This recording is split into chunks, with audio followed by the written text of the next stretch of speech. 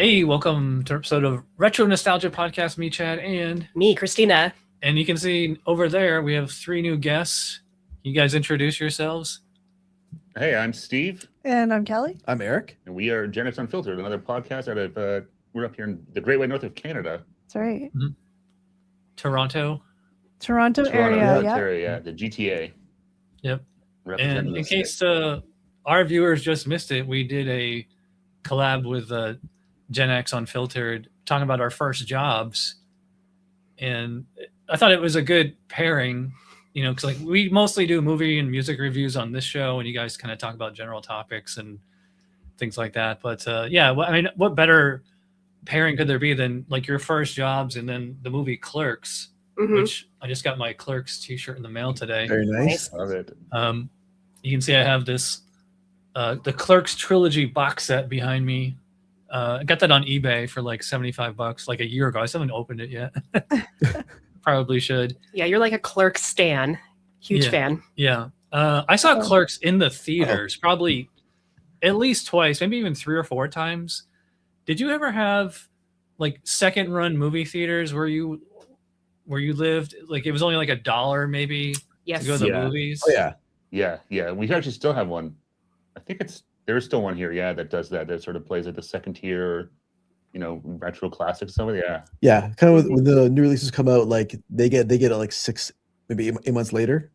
Yeah, or they'll play like sometimes they have like old movies. They might play Clerks now or something for like the 40th anniversary or whatever, 30th anniversary, things like that. Yeah, they were cheap. They don't really exist anymore here because movies go from movie theater to DVD or just streaming so quick. But it's crazy now. Like it's literally something they had even like day and date. It's like it comes out in both at the same time, streaming or in the theater. It's nuts. Yeah. But most movies that if you're gonna go see them in the theater are like big spectacles, like Marvel, things like that. Lots of special effects. But I remember the days you could just go see a low budget indie movie for like $1 on a Wednesday. Yeah. In fact, that might have been how I saw this, but I remember. This came out in like '94, I think. Even when it was made in '93, I was still in high school at the time. Me and my friend Matt were like becoming total movie snobs. I had like one of those Roger Ebert like phone book size list of all like every movie he's ever reviewed, and we watched Siskel and Ebert regularly. I think it came out like Sundays at like 11:30 p.m. or something. Yeah. And I remember them raving about this black and white movie, and I was just like, okay, that seems pretty cool. Let's go check that out. And we did. And this is following up on our last podcast where we were talking about our first jobs. I'd only been working like as a supermarket cashier for like maybe a few months or a year at that point. So I was totally like, I feel like this movie was made for me because I was just like sympathizing with Randall and Dante like the entire time. Of, like, especially like how Randall will just literally spit in customers' faces or just talk back to them. And I'm like, man, I wish I could do that at my job.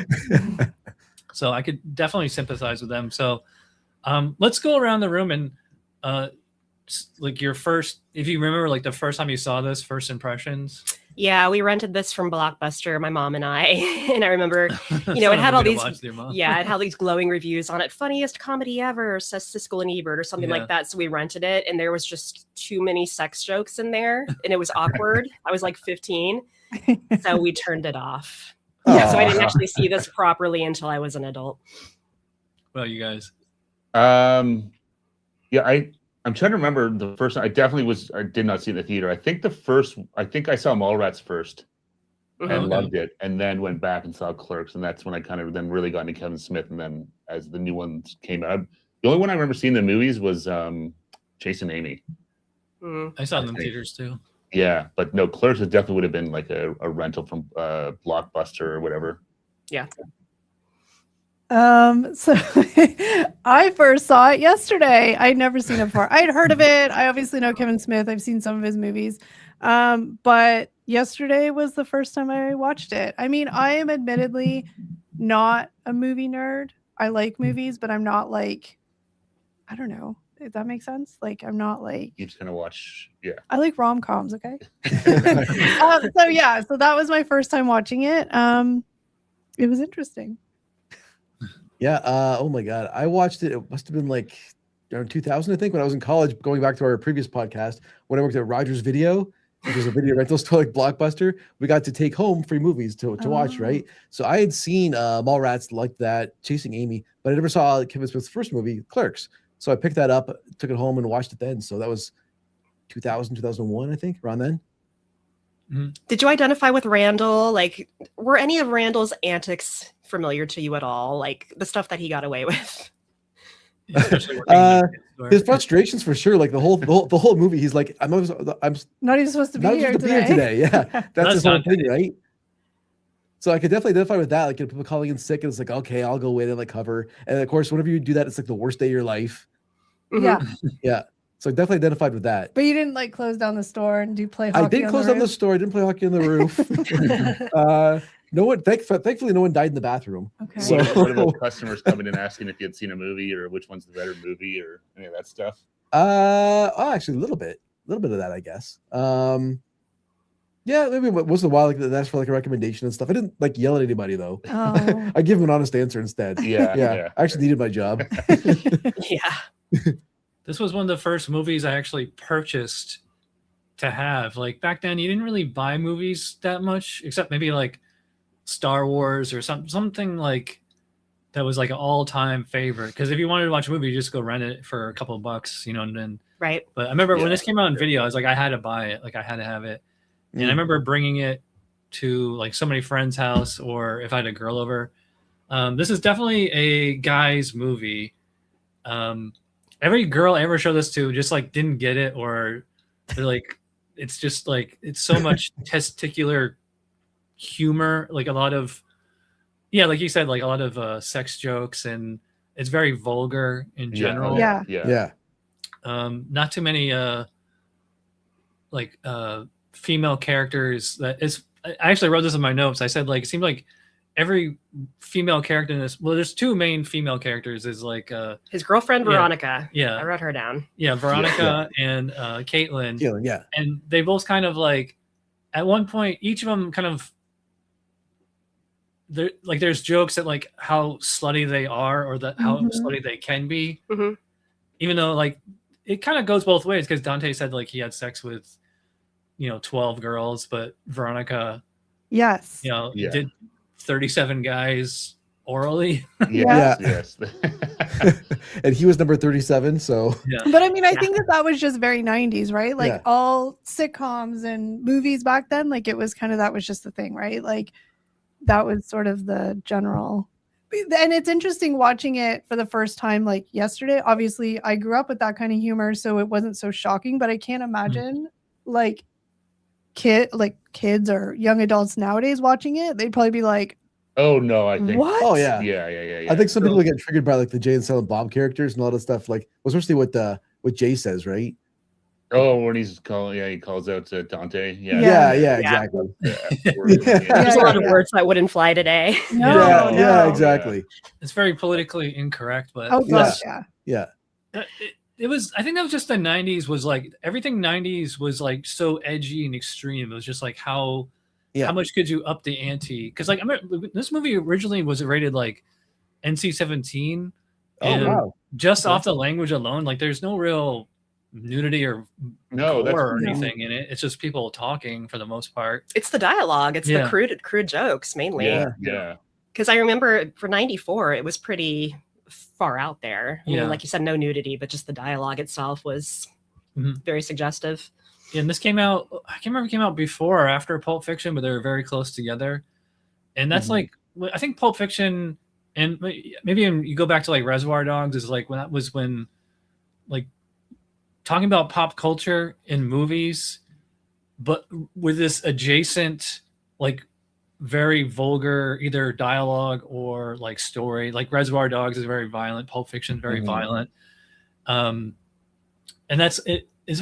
I think Kevin Smith kind of started the making geek culture chic, like, because like the whole part of that when they talk about like in Star Wars, if the independent contractors were culpable or whatever, that was so novel at the time. Like nobody was ever doing that, and like then that kind of morphed into like Big Bang Theory, like 20 years later. Yeah. Oh yeah. Yeah. You can almost draw, like you said, you can almost draw that line in the sand where like Star Wars was, you were dork. You were nerdy Yeah. for like Star Wars, all that stuff. Star Wars, Dungeons and Dragons. You know, like none of it was quote unquote cool in pop culture. But that after that, and then it kind of, yeah, that sort of set the bar of like, hey, wait, no, this is funny. You can, you know, these are kind of cool guys, you know, swearing and doing cool stuff, talking about we're Star Wars fans. And yeah, you kind of see that progressed and became, like you said, where you have behind you there of all this like pop culture where now like there's stores that all they sell is this stuff, and it's, you know, people like us go online and talk about it. Like it's fun to do, but it's cool. Yeah, it was neat to see that kind of turning point from like not cool to like super cool. Yeah. And then you get the people who are like, oh, I was original. I'm an original Star Wars fan. I count more than, you know, you got into this afterwards, you know, there's that sort of whole banter too, as to like whether you're a real fan or Johnny, you know, you got into it later on because of something else, because it was cool now, because of Marvel comics. A bandwagon fan. Yeah, you only like the Avengers because of the movies. You didn't read the comics, so you're not a real fan. Yeah. You know, like the old inner fandom battles too. This movie's super low budget, and the lore behind this movie is that Kevin Smith worked in that convenience store, and he filmed this after his shift was over. So some things just strike me as impressive, like the scene where the man's checking out and there's a cat taking a crap in the litter box. And I think, how long did they have to stand there with the camera before the cat did that?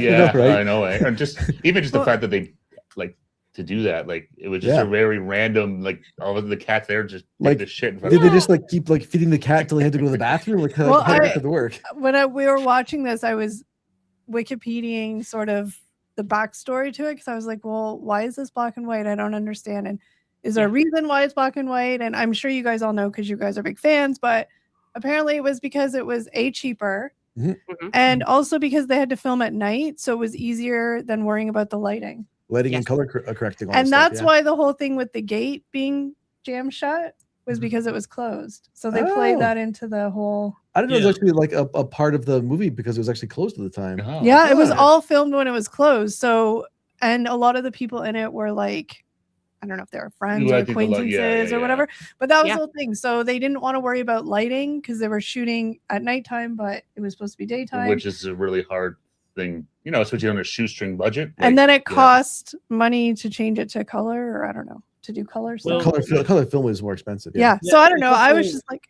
that's cool. They were using the fluorescent lights in the store as the actual lighting, and if you shoot that in color, it's gonna be like all green and white. Yeah. Well, I think he said they couldn't afford lights to get lights. Well, that's because that's a whole extra cost, right? Because I think he did he do it like on his credit cards or something like that? Or He sold his comic book collection. Yeah. Like it's a great story. You know, Kevin Smith's whole story of like. How he became and got into filmmaking and stuff, and where he took it to. It's a really cool story. Also, apparently he was supposed to be, I always get the guys' names mixed up. The guy who worked in the convenience store. Oh, Dante. Dante. I got mixed up. Dante. He was supposed to be Dante, but he realized it was too hard to be the main character, direct, produce all that stuff. Oh, really? Which is good because Silent Bob's sort of an iconic character. Silent Bob, it's always funny how things like that happen, and then it turns out to be the best thing because it sparks a whole. Yeah. It's cool. Yeah. So I've seen so many of those Kevin Smith Q&As and all that behind the scenes. Yeah, originally he wanted to play Randall. He just didn't. He's like, I can't direct and memorize all these lines. And Silent Bob is just so he can stand there. Is that the whole point? He doesn't have to do anything but smoke and react. And also, it's brilliant. The Silent Bob role was originally supposed to go to somebody else too, but he just wanted to be in the movie and like have that final Yoda. That's Silent Bob. Yeah. I kind of feel bad for the guy who was supposed to be Silent Bob, and like he could have had that claim to fame all these years. Yeah, so to me it's a very 90s movie, like in all ways, except for like maybe like there wasn't too many black and white movies back then, and still not. But like if you just watch it, you see like the 90s pop culture. Like, you know, Dante is wearing a House of Pain t-shirt. Yeah. Like that's how much more 90s reference can you get than that? Oh, I know. Even we were talking about like even like when they just show like, you know, just seeing the store, like, you know, he's using a payphone to call people.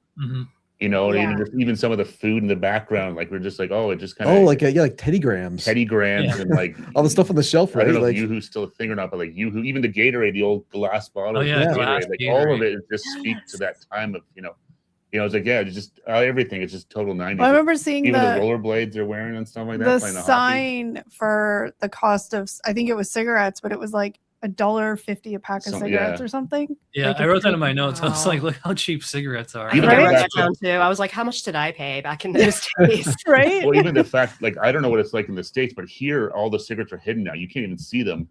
Yeah. Like, if you go to the convenience store, they're all hidden behind like a counter. They have to like, it's like, hey, you have to like lift it up to pull them out. Like you can't see cigarettes at all. You can't advertise them at all up here. Yeah, a lot of grocery stores don't sell them at all anymore. It's like convenience stores mainly. Yeah, so they're all hidden. So like even the fact that you can see them everywhere on display, like that hasn't been a thing for a long time up here. Yeah, the cigarettes are very much sold, but they just it's the dirty little secret no one talks about behind the counter. I think like half the revenue that like those mom and pop bodegas is from cigarettes, and well, not then, but now it's like vapes. Yeah. Actually, now like CBD and THC are legal. Yeah. They probably make like at least half their money just off vices. Oh, absolutely. Yeah. Tobacco and alcohol. Absolutely. Yeah. That's what they call it. Well, up here, I know they used to always call it the sin tax. Yeah. Right? All that the extra tax they put under the booze, the cigarettes, and now because up here now in Canada, it's across the country now, cannabis is legal too. Mm-hmm. So all that stuff gets taxed to hell. Yeah, it's different. I don't know if you saw our Dazed and Confused episode last week, but I said, because like Dazed and Confused and Clerks, both indie movies, and they both take place in one day, and neither of them has like a plot. It's just kind of like, let's just watch these people and see what happens.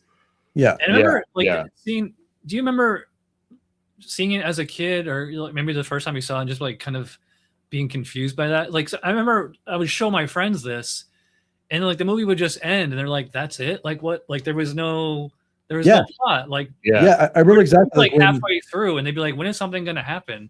Yes, I'm like, nothing happens. The ending of Dazed and Confused, it's just it feels like it's very unfinished. It's like that's it. He just drives off, and then same thing with Clerks, right? Like the door just closes. Yeah, it's like we're done. Like Randall does this little funny walk, and that's it. Yeah, there's no kind of you're used to sort of the typical like redemption and exactly like whatever conflict was in the movie wraps up in the end. Yeah, maybe that's why it confused me, because I watched it as an adult and I was like, there feels like there's supposed to be more. Yeah, like I was just like, I don't. This is it. This is the whole entire movie. Yeah, these things very like open ended, right? Like does Dante and his girlfriend, do they like patch it up? No, that's what I'm saying. Like he doesn't have that kind of you always have that the hero has their sort of redemption at the end that like everything wraps up nicely, and it's like him and his girlfriend go off and live happily ever after, and it's like no, they just and they're gonna go back and do it all again tomorrow. And they're really.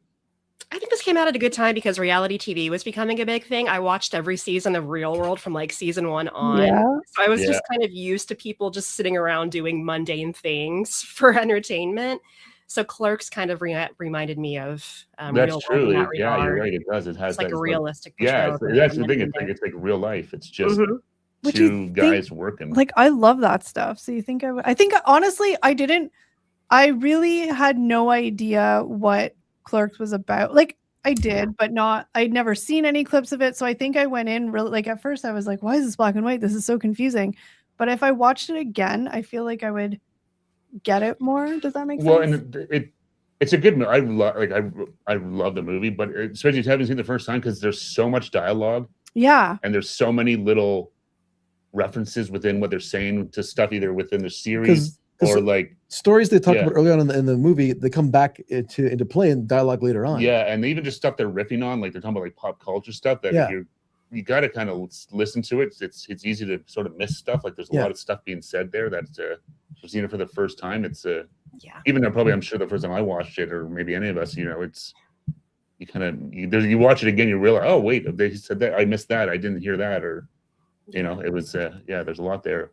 I get something new from it every time. Like we watched the 3 Star Wars recently. Well, last year. The original. I had never seen them before. So watching this after seeing those, it's like, hey, that's a joke I understand now. So it's like every time I watch it, I get a little more insight into it. another 90s thing is everybody's wearing jean jackets. Oh, I love this era of clothing. Plaid jeans. Yeah. Oh, that's the style. Definitely, it has that 90s. Even the guys having like the part in the middle. And the middle part. That was the thing. The one style that I remember watching it, and I was like, oh man, was when he comes back to go on the date with that girl, and he's wearing the pleated.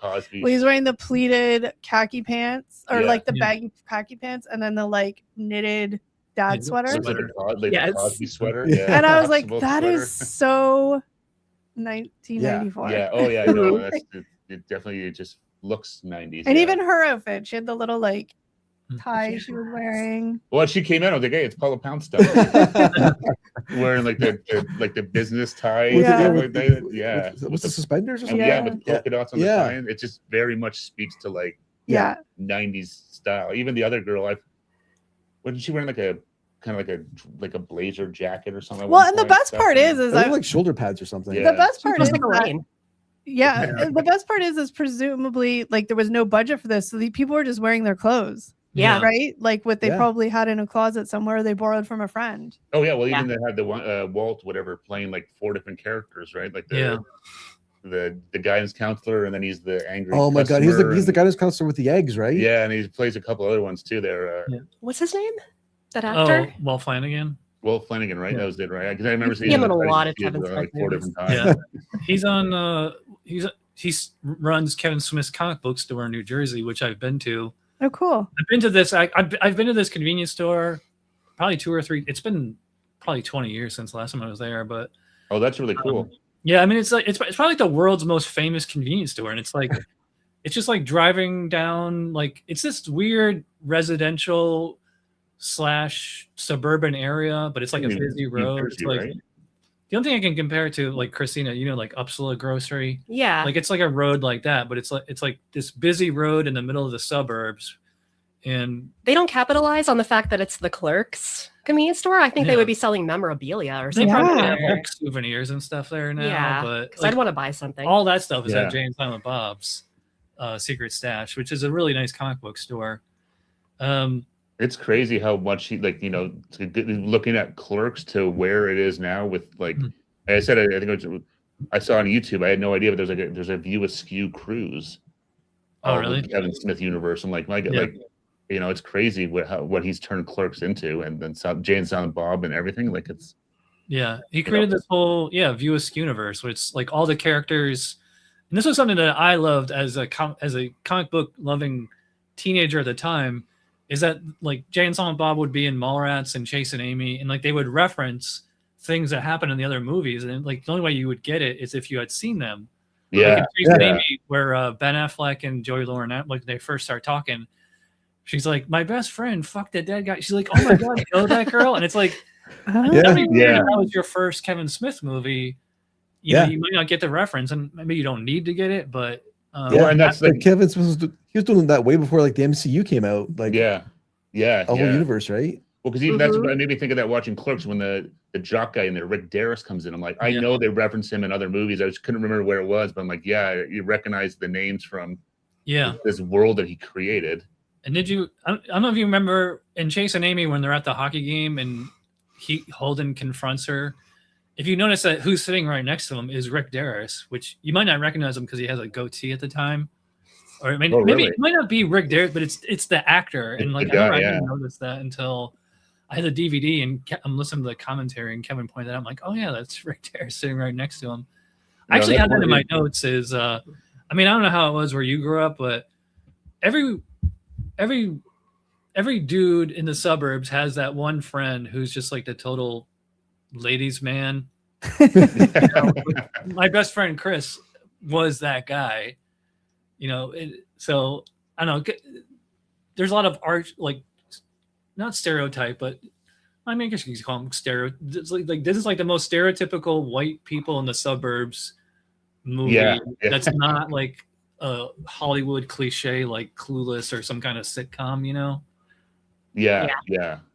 can obviously they have like those, like these are the character types there for sure. Other little moments in this movie that I liked was when that guy tried to buy cigarettes and then he propped open the briefcase that had the pictures of diseased lungs and stuff in there. Yeah. This is what happens when you smoke. And I wrote down, those people came to my school, but I ended up smoking anyway as an adult. And if you do that. We used to have a program when we were in like grade 6. It was like the DARE program. Yes. Drug abuse, resistance, education, whatever. Yeah. And Steve got busted smoking by the DARE officer. Oh, so, no. You know. Yeah, I got caught smoking back then, yeah. But no, it's great. And then it turns out the guy's a chauffeur, he's a gum salesman. Yeah, I know. That was the best part in the end. It was one of the best jokes in the whole movie, I think. Yeah, the whole setup for that. The whole side, guys get the whole, they're throwing cigarettes at Dante. Yeah. That's kind of a that's a little Hollywood-ish, that type of humor, and like it's also catches you as a surprise too. One thing I was always wondering when you first saw this movie, so there's a couple of plot twists in this, so it's like, remember the guy asked to use the bathroom and then they go to the funeral. Yeah. I remember watching this with my friends, and every once in a while, some of them would be like, wait, what happened to the guy in the bathroom? Because like it's kind of like a sitcom trope where they just cut to the next scene. Yeah. I never thought anything of it until they come back to that at the end. They're like, oh, we forgot he was back there. Yeah. And it's like I don't know, it's kind of one of those jokes that's like, it's like so dirty that it's not. It's kind of like the Farrelly Brothers movies, you've seen like Dumb and Dumber and there's something about Mary. So the first time you saw Clerks, were you hung up on that? Like what happened to the guy in the bathroom? Or did you just like accept it as like a trope or whatever? I just never really thought about it, I guess. I think I kind of forgot that he was in there. Yeah. Even watching it again, I was like, oh, and then obviously. And then I was completely shocked when when she went to the bathroom, and I was like, whoa, I wasn't expecting that. She thought she was with Dante, wrong. Yeah, I was like, whoa, that guy in the bathroom. Oh, shoot. The guy that asked for the nudie magazine? Yeah. Oh, I figured they'd get back to that at some point. Like I was just expecting that would come back. Not in the way it did. No, but, the way it was unexpected. To me, it was just they just cut from one scene to the other. I didn't think anything of it. I just thought it was just part of the plot that he was just a gross old man. Yeah. I was like, I just figured because they cut to the next scene, so I figured like that had resolved. Yeah. What happened to the guy in the bathroom? I didn't pay him no mind, That's to be expected. Not all of the plot twist went anywhere. They just kind of hung there. Did you know there's supposed to be a scene at the funeral home where Randall like knocks the corpse or the casket over or whatever? If you have the DVD or the Blu-ray or whatever, they actually animated that missing scene. Oh, really? Yeah. I thought it was implied in the movie. Yeah, like they didn't have the budget to film that scene because like Kevin had it all written out, but they just there's no way they could have shot it. Yeah. And I don't know if you've ever been to like a Catholic or Christian funeral home, or Catholic. If you go to a funeral or a wake for somebody who's Catholic, they usually have like these cards. They almost look like baseball cards, and they're like saints. Yeah. Yeah. He doesn't know what I'm talking about, but yeah. And we can watch it, but there's a scene where Randall is going through them all, and it's just like baseball cards. He's like, need it, got it, need it, got it. He's going like St. Joseph, St. Andrew. I have this one. That's hilarious. It's pretty funny. It's pretty dark, but you can. It's probably on YouTube. You can see because there was a Clerks animated series that only ran 6 episodes, and they only aired 2 of them. And when they came back for the Clerks 10th anniversary DVD, they just had the people that made the Clerks cartoon actually animate that missing scene. It's pretty funny, and I think it works better as a cartoon because like it's so over the top. Like it's something that could only really happen in a cartoon. Yeah, it's pretty funny. Oh, cool! I have to check that out. I'd be curious to see how that looks. Yeah, that's cool. Mm-hmm. Yeah, we could do a whole separate episode just on the Clerks cartoon, which, in my opinion, is like the best show that only ran 6 episodes that nobody ever saw because it came out in the middle of the summer. I vaguely remember something with a Clerks cartoon. Like, when did that come out? Like, it was the summer of 2000. Okay. Oh, okay. Yeah. I remember hearing about it. I think it was hearing about it, but I can't remember where it aired. It was either 2000 or 2001. No, it like Adult Swim or something? It sounds like an Adult Swim cartoon. It does. Was it Adult Swim? No, it was on ABC actually, but that was right when really? There was like hardly any like adult animation back then. I mean, like there was a Simpsons obviously, and then Family Guy started like a year before this, but there was like all these short run adult ones. By adult, I don't mean like triple X. I just mean like made for adults. Yeah. Where'd it go? Did you guys have MTV? Or you had Much Music? Did you have MTV? No, not till later. Not till later. We had Liquid Television. We never had real MTV. Yeah, Beavis and Butthead. So like The Critic. There was a Dilbert. I love The Critic series. Yeah, I remember The Critic. The Critic was good. It's John Lovitz. This only lasted, I think, 2.5 seasons. Was that John Lovitz? I completely forgot about that. Yeah. They had a crossover episode of The Simpsons to introduce them. Yeah, they did. Yeah, it's funny because like the animation style was like completely different, and when they had this character on The Simpsons, they made him all yellow, and like he looked like totally different compared to the way how Simpsons characters look. But that's right. Yeah. We're getting off topic, but anyways, something I wanted to talk about was the soundtrack. It's funny. I just brought it up on iTunes, and because of like the way the rights work, if you try to look at a soundtrack on iTunes, unless you actually buy it, there's only 4 out of 19 songs that you can listen to. Oh, wow. Who are the bands? Because there were lots of like indie punk stuff, really. Like listen to watching it last night. I didn't really recognize any of the bands, but I didn't recognize a lot of it. Well, the original, like when it got picked up by Weinstein or Miramax or whatever, like then they brought in like all these name brand bands to make the soundtrack, and like there's Alice in Chains. Got Me Wrong on there. That's a good song. Corrosion of Conformity, they were kind of like an underground metal band. Yeah, I recognize that. I've heard of them before. And it finishes with Can't Even Tell by Soul Asylum. They were sort of a one-hit wonder in the 90s. They did Runaway Train. I remember that with the music video had the kids on the milk cartons. Yeah. I remember that too. Yeah. But then like I think, and maybe we'll do another crossover in a month or two. We could just talk about movie soundtracks, because Christina and I were talking about this on Dazed and Confused. Is like that's how you got like great mixes back then. Yeah, you wouldn't have to like you wouldn't have to like take a gamble on an entire like one hit wonders whole CD. Yeah. Like you could maybe get on like a soundtrack. Oh yeah, I remember having that. I got the Dazed and Confused soundtrack through like Columbia House or something like that. Yeah, I love that. We keep talking about The Crow too, because The Crow is such a great soundtrack. Yeah, it's just got so many artists on it. The Crow. I've never actually seen The Crow. Oh, really? No, I haven't either. I know. Yeah. Kelly doesn't surprise me, but I'm surprised you never saw that. Yeah, I know. I don't know why I've never got around to watching it. Good. It's really good. I haven't seen that in years, but it was really good. Yeah. I'm like the perfect Gen Xer to watch these like Gen X movies as an adult for the first time, because I haven't watched half of them. Yeah. You're the same. You just saw the Star Wars movies for the first time, like 2 years ago, maybe. Yeah, same, not that long ago. Same as Christina. But a lot of these movies, like, I don't everybody shoot me, but I don't think I've even seen Dazed and Confused all the way through. I've seen bits of it. Like I don't know. This podcast is over. What are we doing? Turn the mic off. But it's interesting watching them for the first time as an adult, because obviously, like, I remember that time period, so it's just weird.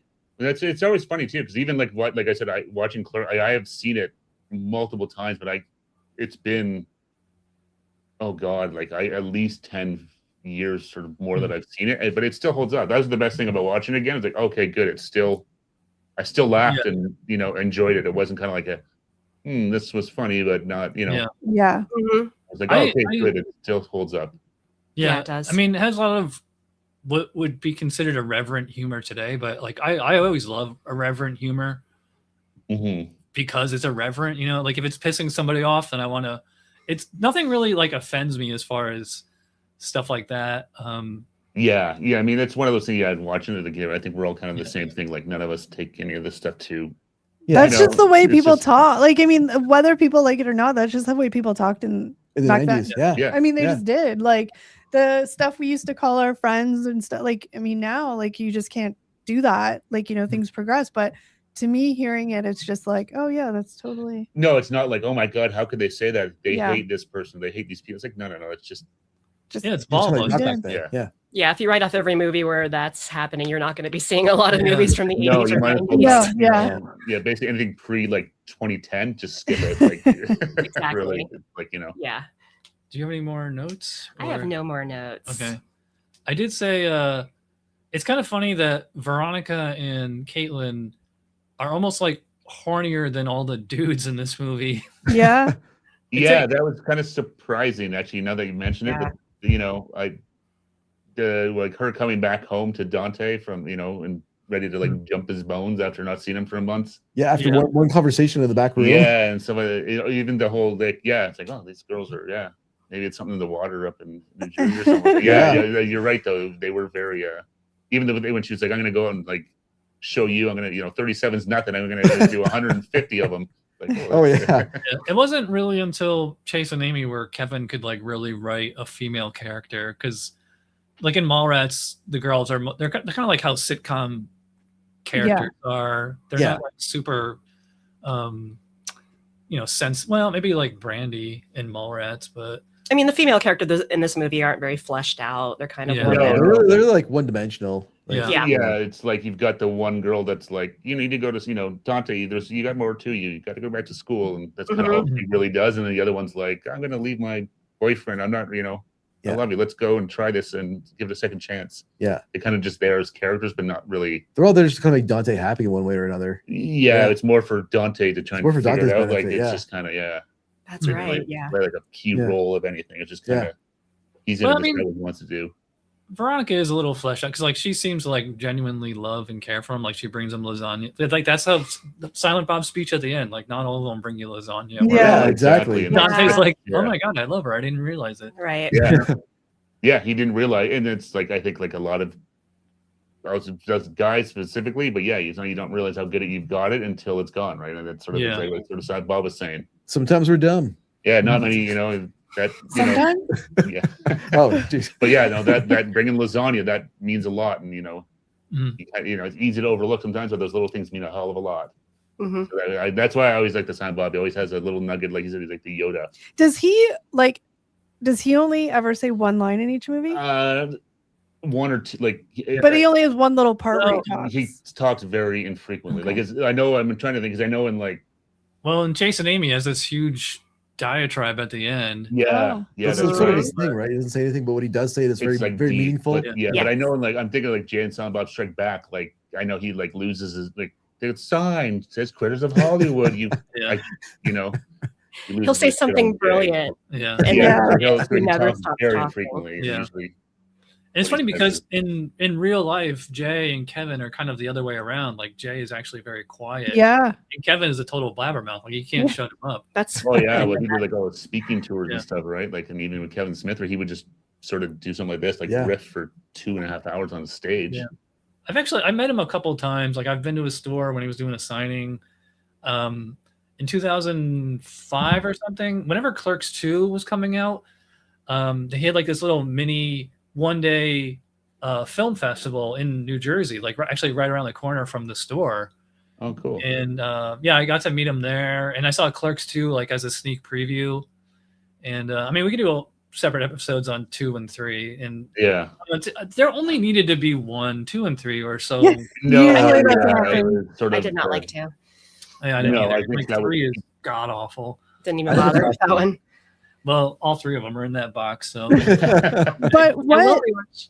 what was he like in person? Like, was he what you would expect? yeah, I mean, Kevin just he's as he is as any YouTube video or DVD commentary or interview you've ever seen with him. Like that's how he is. You know, I love that. That's nice. That's good to hear. I that's- kind of like to overweight Kevin better than skinny, gaunt, post heart attack. we But he had to go have that heart attack. Yeah, and- we almost lost Yeah. him. Yeah. That was actually the one thing sort of the time with Kevin Smith for us up here in Canada. I think he's the first time I ever heard someone reference Degrassi. yeah. Yeah. Oh yeah. And, for us growing up, like that was a thing up He here was in a Canada couple episodes. Yeah, he was in later an on, arc. but like he knew Degrassi stuff. It's like whoa, like Yeah. that was a very Canadian thing that to hear an American Someone Yeah. wore a Degrassi jacket in Mallrats, right? Shannon Doherty did. Yeah.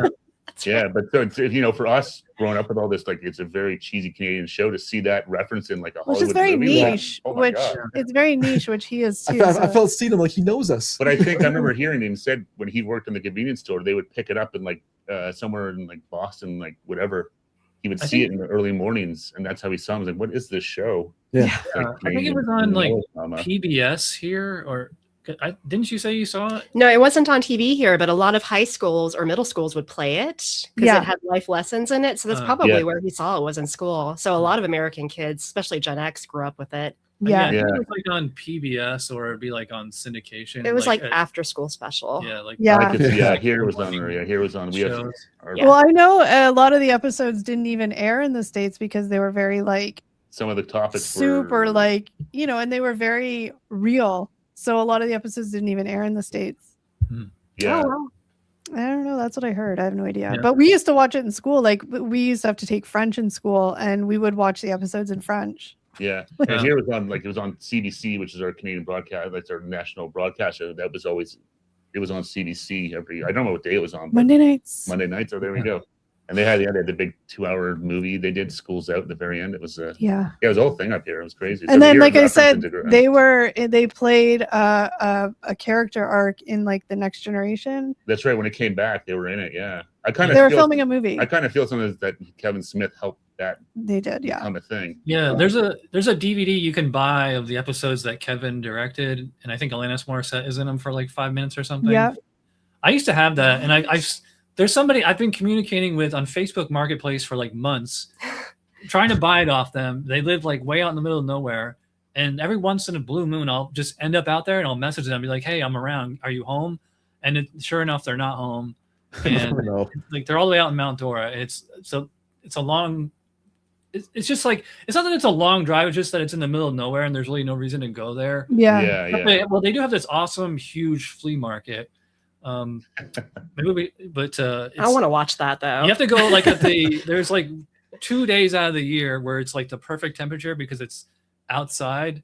And if you go in the summer, it's like 100 degrees in there. And if you go in the winter, then like you're freezing. So yeah, it's nasty. Anyway, I guess we can wrap this up now. So thanks to Steve, Kelly, and Eric for joining us. In case viewers didn't see, we did a podcast before this one where we talked about our first jobs growing up. And on a timely note, Christine and I also reviewed Mallrats with Milo at 80s and 90s Uncensored. And I think that episode is going to drop before this episode or right around the same time. So we had this whole Kevin Smith week coming up. Maybe we should do. They're all out of order. I know. We're going to do Dogma and Jane Silent Bob Strike Back. Absolutely.